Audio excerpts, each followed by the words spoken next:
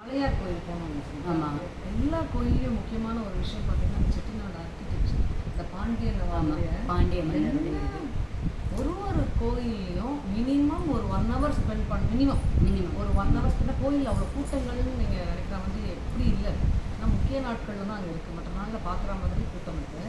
ஆனால் எல்லா பிரகாரங்களையும் பார்க்கணும், அங்கே இருக்க ஒவ்வொரு சிற்பக்கலையும் பார்க்கணும், அதை உள்வாங்கிக்கணும் அப்படிங்கிறத பார்க்கணும். அந்த ஒவ்வொரு ஈஸ்வரனுடைய ஒரு அந்த சன்னதியோடைய சாநித்தியம் என்ன, ஸ்தல புராணம் இதெல்லாம் தெரிஞ்சுக்கிறதுக்கு நிறைய டைம் அங்கே ஸ்பெண்ட் பண்ணுற மாதிரி இருக்குது.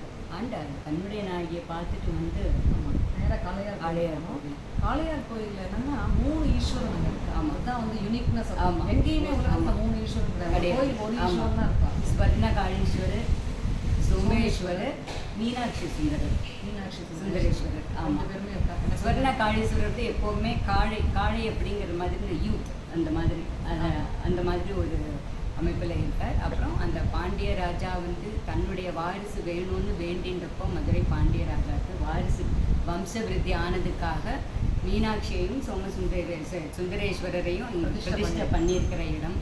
ஆமாம், குழந்தைக்காக வேண்டிக்கிறார் சொல்றா. அதே மாதிரி அந்த இடத்துல மெயினாக சன்னதியில் பார்த்தீங்கன்னா 27 தீபம் சோமேஸ்வரருக்கு. அவர் வந்து இந்திரனுக்கு அருள் பாலித்த சோமேஸ்வரர்.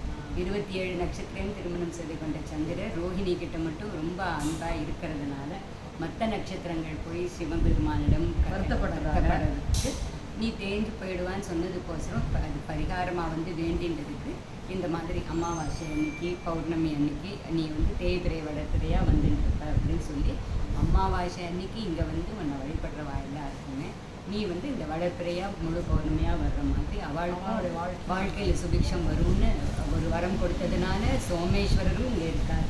காளை ரூபத்தில் யூத் ரூபத்தில் ஸ்வர்ணகாளீஸ்வரர் இருக்கார். அந்த பாண்டிய மன்னன் தன்னுடைய வம்ச விருத்தி ஆனதுனால மீனாட்சி சுந்தரேஸ்வரரையும் இங்கே பண்ணினதுனால 3 விதமான ஈஸ்வரனை பார்க்கக்கூடிய பாக்கியம் ஒரே ஸ்தலத்தில் கிடைக்கிறது காளையார் கோவில்.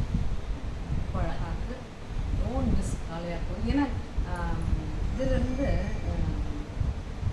சொன்ன கண்ணுடைய நாயகி பக்கத்திலே இருக்கு. நாட்டரசன் கோட்டையிலேருந்து கொஞ்சம் பிளான் பண்ணிட்டு வந்தீங்கன்னா இந்த மாதிரி ஸ்தல புராணங்கள் கொட்டி கிடக்கிறது நம்முடைய சனாதன தர்மத்தில், நம்முடைய இந்து மதத்தில். இதெல்லாம் மிஸ் பண்ணாமல் ஒவ்வொரு இடத்தையும், ஏன்னா இங்கெல்லாம் வந்து தேவர்களே வந்து தவம் செஞ்சு சோமேஸ்வரனாக அந்த லிங்க ஸ்வரூபமாக அந்த இறைவனே வந்து வரம் கொடுத்த ஸ்தலங்கிறதுனால இங்கே நம்மளுடைய கால் பட்டாலே நமக்கு வந்து பார்க்க முடியும்.